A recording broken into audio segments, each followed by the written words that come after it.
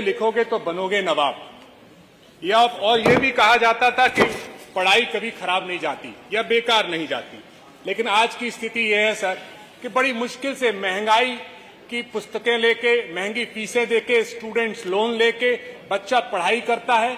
उसके माँ बाप बड़े अपना सर्वस्व न्यौछावर करके बच्चे को पढ़ाते हैं, और जब वो पढ़ाई करके स्कूल में जाता है और उसके बाद ग्रेजुएट कोर्सेज में जाता है तो होता क्या है सर, ये सरकार क्या करती है कि यूनिवर्सिटी एंट्रेंस टेस्ट का पेपर लीक हो जाता है, 12th के बायो मैथ साइंस का पेपर लीक हो जाता है, राष्ट्रीय पात्रता परीक्षा का पेपर लीक होता है, जेईई मेन एग्जाम का पेपर लीक होता है, नीट का पेपर लीक होता है, कॉमन मैनेजमेंट एडमिशन टेस्ट का पेपर लीक होता है, होटल मैनेजमेंट का पेपर लीक होता है, फार्मेसी टेस्ट, एप्टीट्यूड टेस्ट का पेपर लीक होता है, पीएचडी का पेपर लीक होता है, यूपी बोर्ड इंग्लिश पेपर का 2022 का पेपर लीक होता है, बीएड परीक्षा 2021 लीक हो जाती है।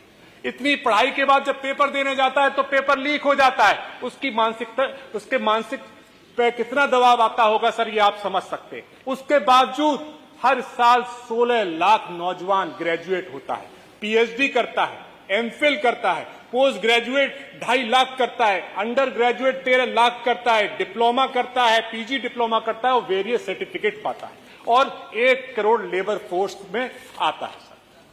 लेकिन जब लेबर फोर्स में आ जाता है और नौकरी ढूंढने के लिए अपने परिवार को गरीब वर्ग से मध्यम वर्ग में पहुंचाने के लिए सरकारी नौकरी की तरफ बढ़ता है तो क्या होता है, कांस्टेबल भर्ती 2021 लीक हो जाती है, समीक्षा अधिकारी आरओ एआरओ की भर्ती के पेपर लीक हो जाता है, दरोगा भर्ती का पेपर लीक हो जाता है, यूपी टेट का पेपर लीक हो जाता है, फॉरेस्ट गार्ड का पेपर लीक हो जाता है, एडेड स्कूल का पेपर लीक हो जाता है, और बहुत सारे सर पेपर लीक हो जाते हैं और उनको सरकारी नौकरी से वंचित रहना पड़ जाता है। International labour organisation report sir जो पिछले जून 2024 में निकली, उसमें कहते हैं कि 80% यंग एजुकेटेड अनएम्प्लॉयड घूम रहा है, और उसी की वजह से 50% से ज्यादा लोग इस प्रदेश से माइग्रेट कर रहे हैं अच्छी नौकरियों के लिए दूसरे प्रदेशों में सर।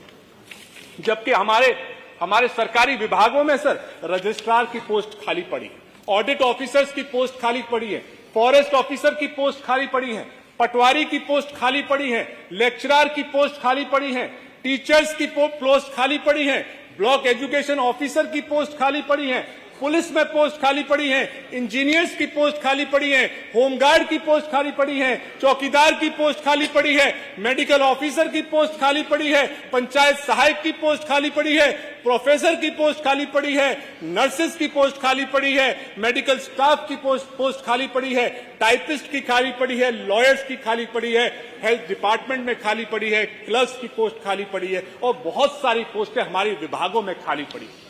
अगर उनको ही भर दिया जाए, अगर इन्हीं पोस्टों को भर दिया जाए तो 12.5 लाख नौजवान सरकारी नौकरियों में पहुंच जाएगा, और जिससे उनके परिवार का भला हो जाएगा। 12वीं किए हुए 8 लाख पहुंच जाएंगे, ग्रेजुएट किए 2 लाख पहुंच जाएंगे, और ITI, LLB, MCA, diploma holder, post graduate, BCA ऐसे पढ़े लिखे नौजवान सरकारी रोजगारों में पहुंच जाएंगे, जिससे उनके परिवार का भला हो पाएगा। लेकिन हमारी सरकार सरकारी नौकरी देने में विश्वास नहीं करती।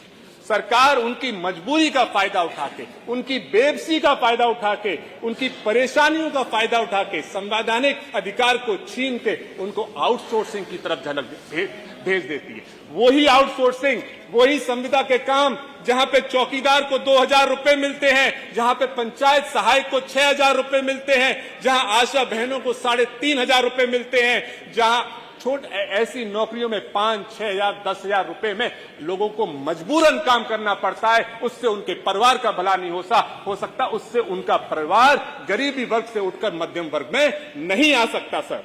तो मेरा आपके माध्यम से मैं और आपको कहना चाहूंगा, जब हमारे जैसे सदस्य ऐसी बात उठाते हैं तो बहुत बार इस सदन में चर्चा होती है कि हमारे प्रदेश में अनएम्प्लॉयमेंट रेट सिर्फ 2 से 4% है, जबकि ये बात सही नहीं है। हमने अनएम्प्लॉयमेंट रेट से छेड़छाड़ करने का काम किया है। हमारी सरकार ने ये माना कि एक हफ्ते में अगर 1 घंटे कोई काम कर लेगा तो उसे एम्प्लॉयड माना जाएगा। आप बताइए सर, 1 घंटा अगर एक हफ्ते में काम कर ले तो उसे रोजगार मान लेंगे तो उसका परिवार कैसे आगे बढ़ेगा? एक साल में अगर 30 दिन कोई काम कर लेगा तो उसको एम्प्लॉयड मान लिया जाएगा। ऐसे आंकड़े बनाकर सर हम लोग अनएम्प्लॉयमेंट को कम करने का काम कर रहे हैं और नौजवानों के जिंदगी से खिलवाड़ करने का हम लोग काम कर रहे हैं सर। जबकि रियल एम्प्लॉयमेंट क्या है सर?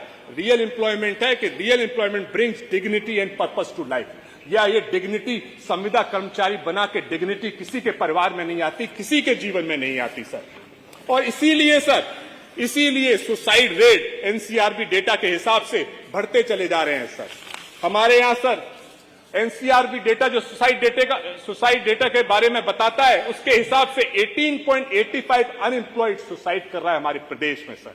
12.96% स्टूडेंट सुसाइड कर रहा है हमारे देश में सर। और डेली वेजर मजदूर 6% सुसाइड कर रहा है हमारे प्रदेश में। तो सर मैं आपके माध्यम से यही कहना चाहूंगा कि महंगी एजुकेशन है सर, लेकिन और पेपर लीक हो रहे हैं। सरकारी नौकरी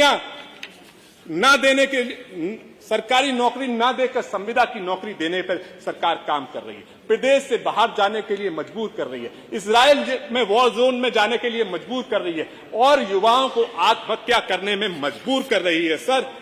ये एक मैं लेके आया हूं सर, अभी फिलहाल में एक लखनऊ में एक लड़के ने सुसाइड किया। उसमें लिखा, नौकरी नहीं मिल रही, मम्मी पापा माफ करना।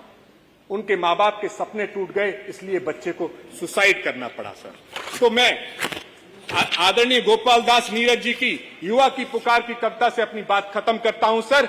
ए सरकार, ए जमाने जवाब दो, मेरे सपनों का हिसाब दो। मेहनत की है दिन रात बहुत, अब तो कोई सौगात दो। तो मैं सर आपके माध्यम से यही कहना चाहता हूं कि हमारे सदन को युवाओं को सरकारी नौकरी देने के लिए, अच्छी नौकरी देने के लिए कॉन्क्रीट स्ट्रेटेजी बनानी चाहिए और इसीलिए सदन की कार्रवाई रोककर बढ़ती हुई बेरोजगारी पर सदन में चर्चा करने का मैं आपसे अनुरोध करता हूं। बहुत बहुत धन्यवाद। श्री कमाल धन्यवाद अध्यक्ष जी। हमारा देश सबसे नौजवान देश है। 140 करोड़ की आबादी के अंदर